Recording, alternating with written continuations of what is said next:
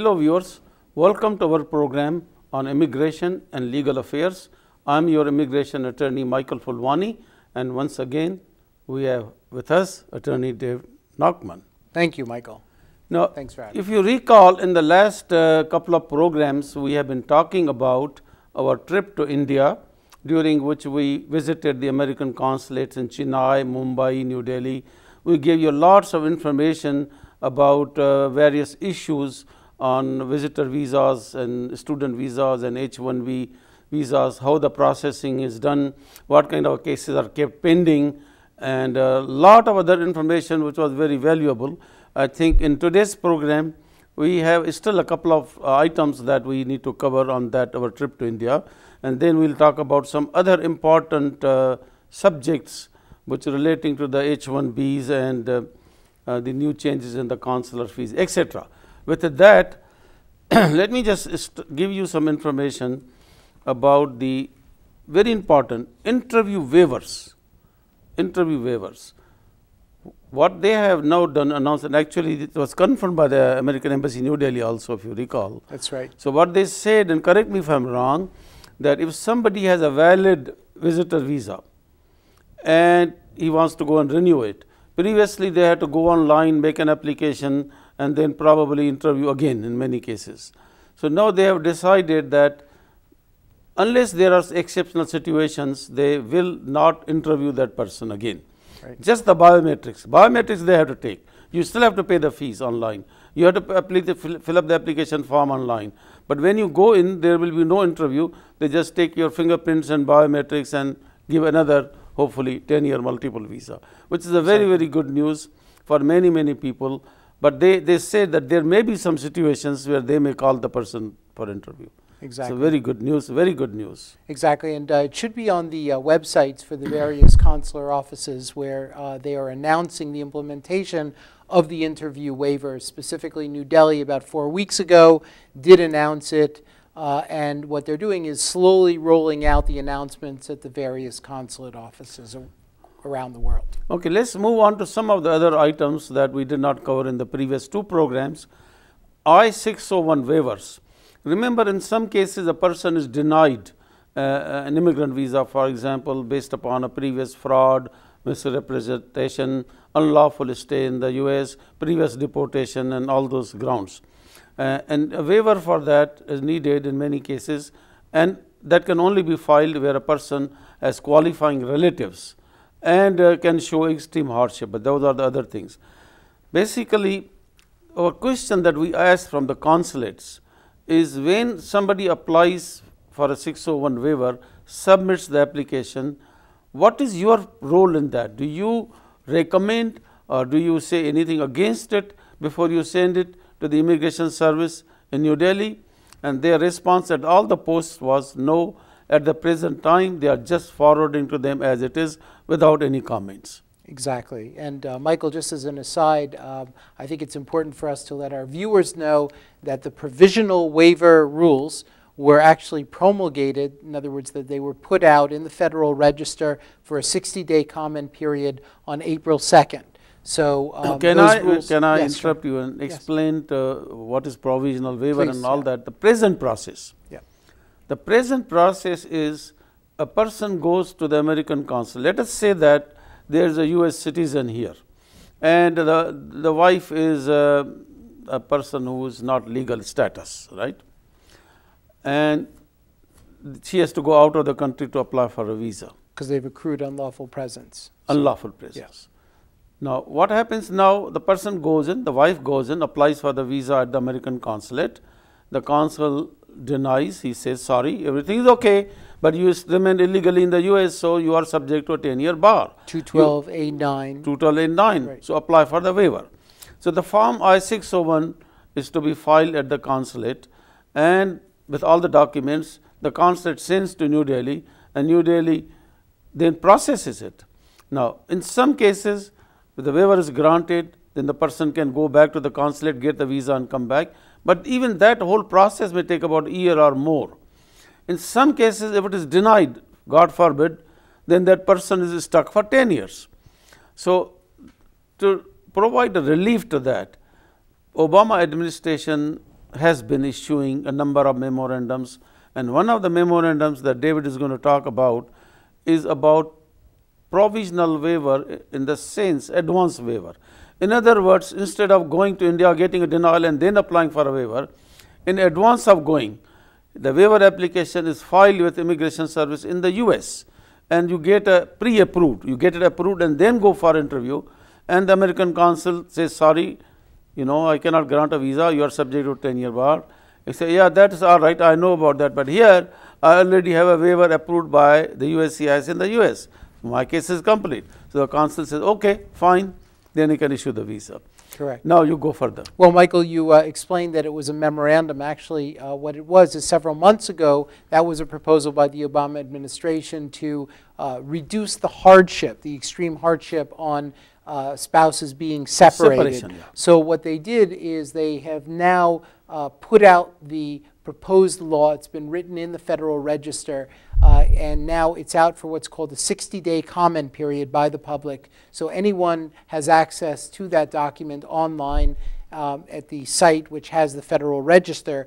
And what it does, it's very important right now for everyone to understand that the provisional waiver rules are not the law. So if you're going to see lawyers who are telling you that it is the law, please understand it is not the law right now. Okay, what it is but that it's likely to be, very much likely that it will be the law. It is the rulemaking process in the Federal Register, the 60-day rulemaking process, offers the public an opportunity to discuss advantages and disadvantages of the way the rule has been shaped, and then it could be reshaped and it could be reproposed. So a proposed rule can be an interim or a final rule, but that only comes after the public has offered their comments on the way the rule is now. So that's the way it happens. You see, let me just be very clear that there is no change in the law. The law says if you are ineligible, you need a waiver and you have to prove extreme hardship and you have to go through the process. That's not changed at all. The law remains the same, requirements are the same, because President Obama cannot change the law, but he can change the process. For example, all law, everything being same, all he's saying, instead of filing in India, you can file here. That is up to the administration. That is a change in the processing. Correct. So that's, but look what advantage it has, a lot of advantage it has, that there is no separation, he already has a waiver, he goes for interview there and get his case completed without much problem. Right. I mean, essentially it's this: when we have clients who come to our office and they say, look, I have unlawful presence, and if I go back and I go try to process and I do the waiver, what are the chances that I'm going to get back in? And we have to say, we have no idea. There's a possibility it could go well. Yes. There's a possibility it could not go well. And it's really a 50-50 chance. Well, with the provisional waiver rules, if a client offers that same question to me, and I know that a provisional waiver has been granted in the United States, I would say that it's more likely than not that the individual would be able to go out of the United States with an approved I-130 and with a provisional waiver and be assured that they would be able to make it back. Now, I can't guarantee it, but I can certainly say that I feel much more comfortable having my client go with a provisional waiver, which, by the way, the provisional waiver comes into effect when the individual leaves. So that's the way the law operates. So once they leave, then I feel more comfortable saying there's a much, much better chance that you're going to be able to make it back. See, now you talked about a 60-day period for the comments. I would like to comment, and I hope you agree with me, that they could expand that a little further. Because let me give you an example. Okay, your client comes in, you apply for a provisional waiver, he gets a waiver, he goes to India for interview, the American consul finds something else. He says, how did you go? And many other questions, and he said, you committed a passport fraud, you committed a visa fraud, you misrepresented the facts, whatever. Then he charges with him with a 6C, fraud or misrepresentation. Then he's stuck. Then he has to go to New Delhi to apply for a new 601. Well, that's problematic. Yeah, that's problematic. Expanding this provisional waiver process not only to the 9B unlawful status, it should also be open in case of a misrepresentation or fraud. He knows that he did a mistake. He knows that there was a fraud. So he may as well get that waiver also, or a previous deportation, 212, as you say. The person was previously deported, he did not leave, but he can now presently he can apply for permission to get advance permission, permission, but then he has still to go back and apply there. Right. He cannot apply 212 and 601 together here. Correct. So this way, if they open up the door for getting these waivers and 212s done here in advance, then the person just goes there and applies for the visa, and he has got the everything covered. Correct. So this is a 60-day period. I doubt that they will probably in this. Maybe they may do later in a different memorandum, but there's no point. No problem in at least raising these issues, at least in advance, and maybe, who knows, maybe they find some sense in that and some change may take place. Well, the public has an opportunity to help shape the law, and I think what we want to do is bring to your attention that if you have comments, please feel free through the comment process to help modify the law if you're not happy with it. And we already have kind of questions and answers on the provisional waivers. And if any of our viewers want a copy of that, you can send email to us. We'll be more than happy to forward that to you. I think this is a good time for a break, Michael. And when we come back, I think the most important thing we have to cover is H-1Bs, because it's H-1B season. Good point. Let us take a short break, and we will be back with our attorney David Nachman telling you all about H-1B visas and why you should move very, very quickly. Stay tuned. We will be back.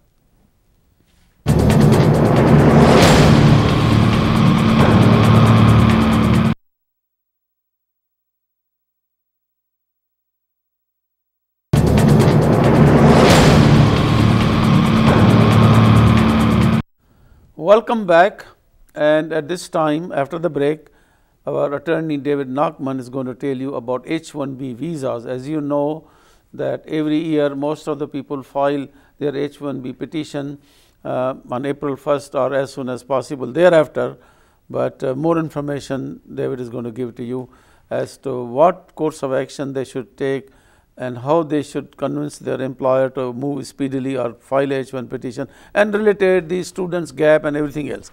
Let's have a detailed information from you on H-1B processing as well. Well, it's a very tall order, Michael. I don't know that I'm going to be able to cover all of that information, but let me see if I can be really brief about the H-1B.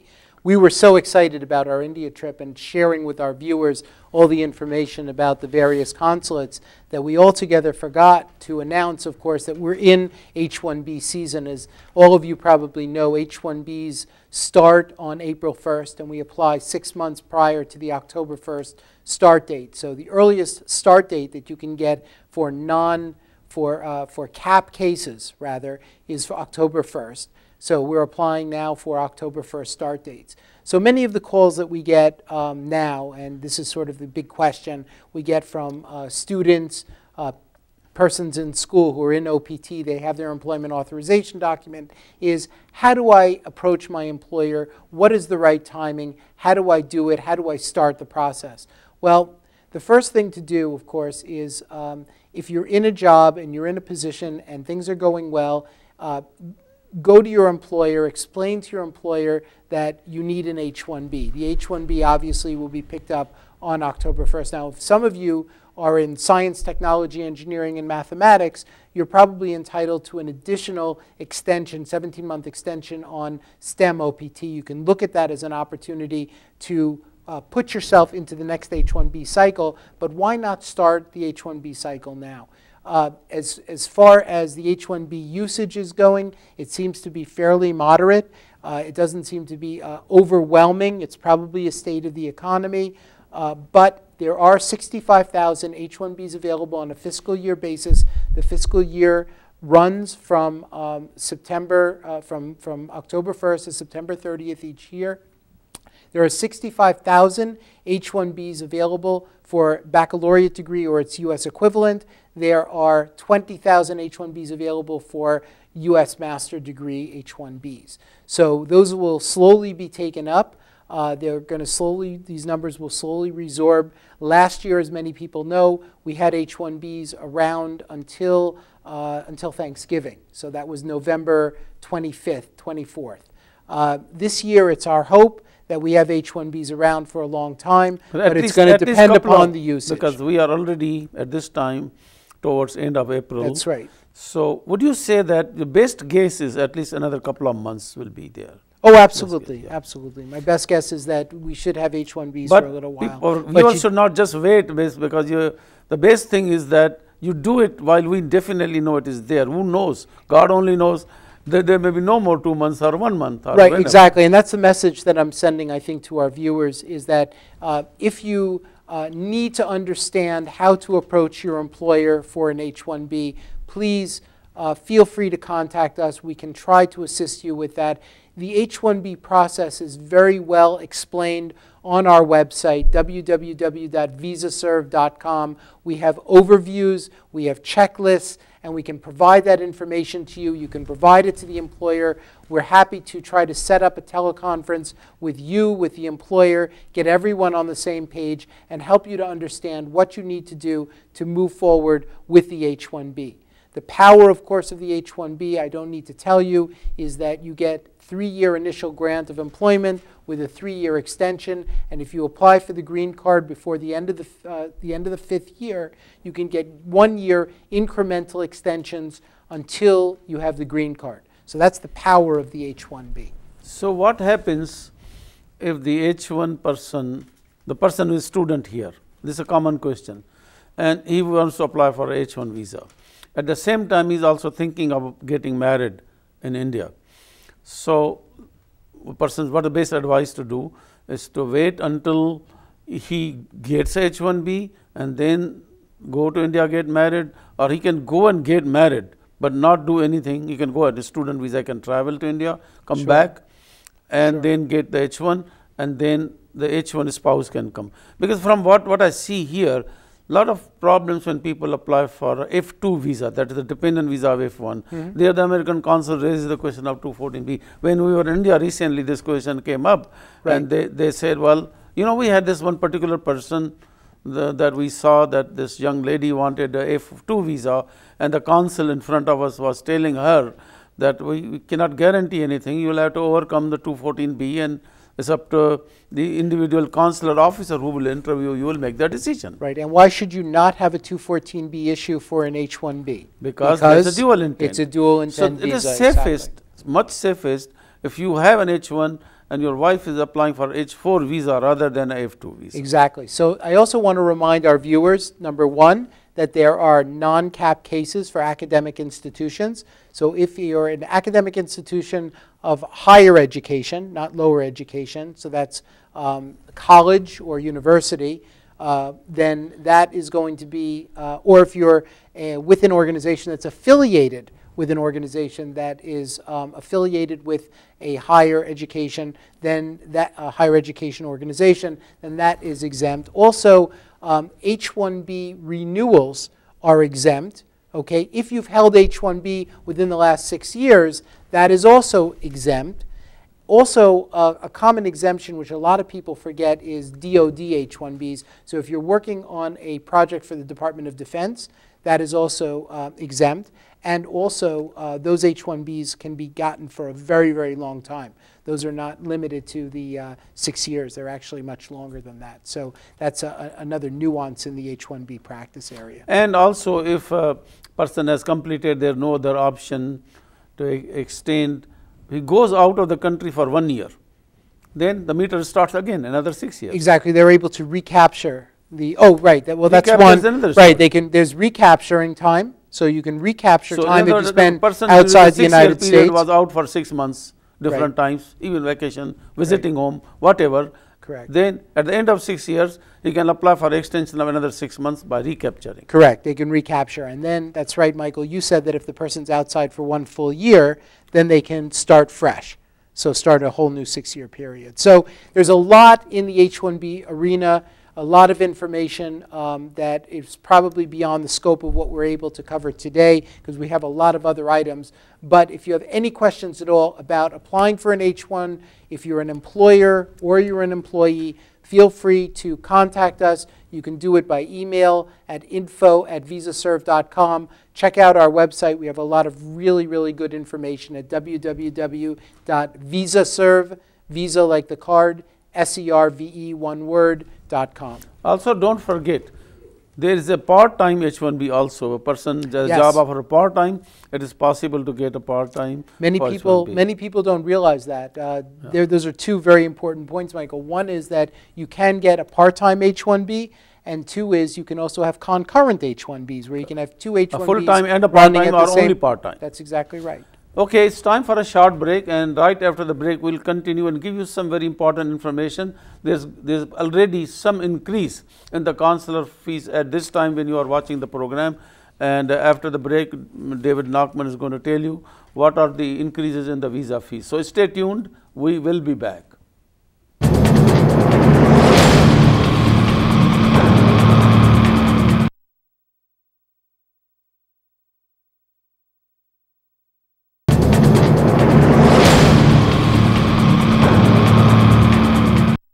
Welcome back.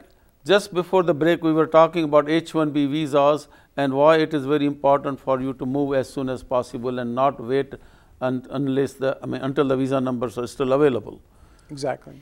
Now, we were talking about some increase in the visa fees for the consulates.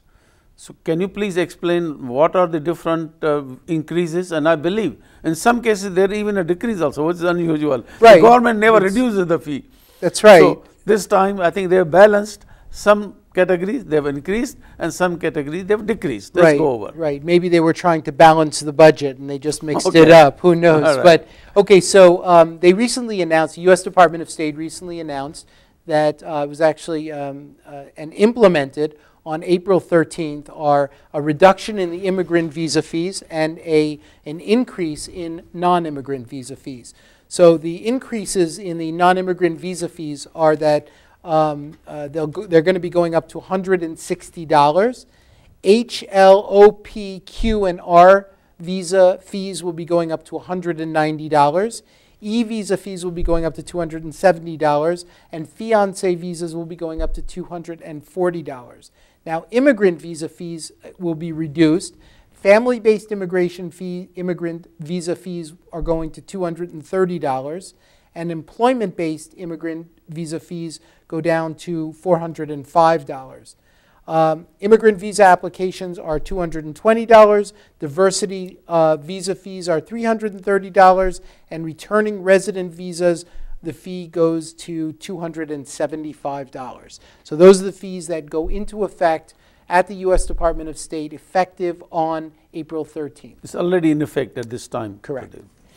I want to move on to one important point that I want to emphasize about websites of the consulates. Many people just take action based upon some travel agent told them something, a friend said I did like this, you did like that. But if you go on the website, you will see a lot of valuable information, including these visa fees increase, the processing, what kind of applications to be filed, what kind of case, what are the waiting periods. It's very, very important that you see the website of the consulate and even the USCIS. They have improved a lot. I mean, the other day I was going through all the websites and I found a lot of information. Of course, there is still a lot of ideas, a lot of things, lot of things that the attorneys know and attorneys can help that are not on the website. Like you cannot ask the website how to get a green card or what are the, how the strategy wise or the different options wise. Right, well it's hard to navigate around to find the strategies. Right. But it's still a very good idea for you to start with the website, see what is on the website, and whether if you then want to come to a lawyer. Even when you are consulting a lawyer, you are already fully prepared with some basic knowledge so that you can ask the proper questions that you need to know for your case. Exactly, and I think that one of the other things, Michael, that's really important for our viewers to know is that the websites also provide processing times. So if you want to find out how long it's going to take to do a visa at a certain consulate in the world, of course the Indian consulates are the ones that are most interesting, take a look at drill down at the website and you'll be able to figure out what the processing times are for the various visa types. The other thing I'd like to do is just quickly mention that the I-9 form is being revised. There is a new I-9 form that every employee of every single employer in the United States, they have to fill it out. So you're going to see a new I-9 form. It's out for comment, out for the 60 days. I think there are another 30 days left on the comment period. So just to let you know, soon, for those of you who are handling I-9s in the human resource departments of your organizations throughout the United States, you're going to be seeing a new I-9 form very soon. So I hope we provided a lot and lots of information. We did. About trip to India, about our meetings with the consular post and everything else. We always do. We always do. And your last word for your impressions today, about India. Chalo. No. My last impressions. Like first I trip, said, huh? First time you my first trip. Again, just a tremendous amount of spiritual energy in that country. Absolutely amazing. Hope you liked this trip that you went with me, and hopefully we'll go back again sometimes end of this year, and we again have the meetings with all the consular officers and the immigration officials, and we bring more and more and more information and tell them on this program on TV Asia. Absolutely, Michael. So we thank you very much for watching the program. If you have any questions, comments or suggestions, please contact us. We will do our best to respond to you. And thank you very much for watching us every Saturday at 1 p.m. Please keep watching only on TV Asia. Thank you.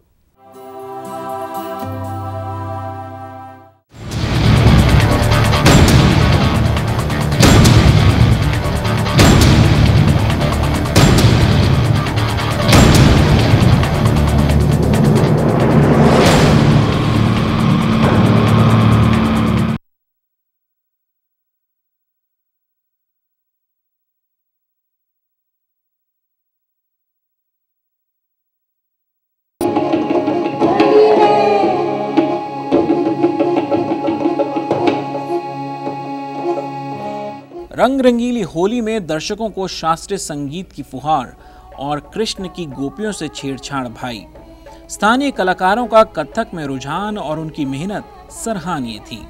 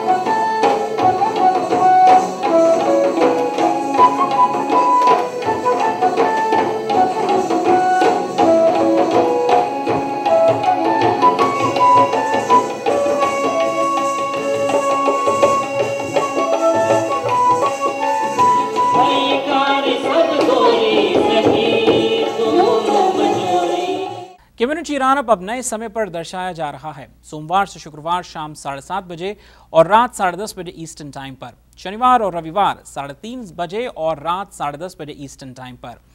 इस अंक में इतना ही। यदि आप भी अपने किसी समारोह की सूचना हमें देना चाहते हैं तो इस नंबर पर फैक्स करें 732-650-1112 या फिर ईमेल करें communitynews@tvasiausa.com पर। अगले अंक तक के लिए विकास नांगिया को आज्ञा दीजिए। नमस्कार।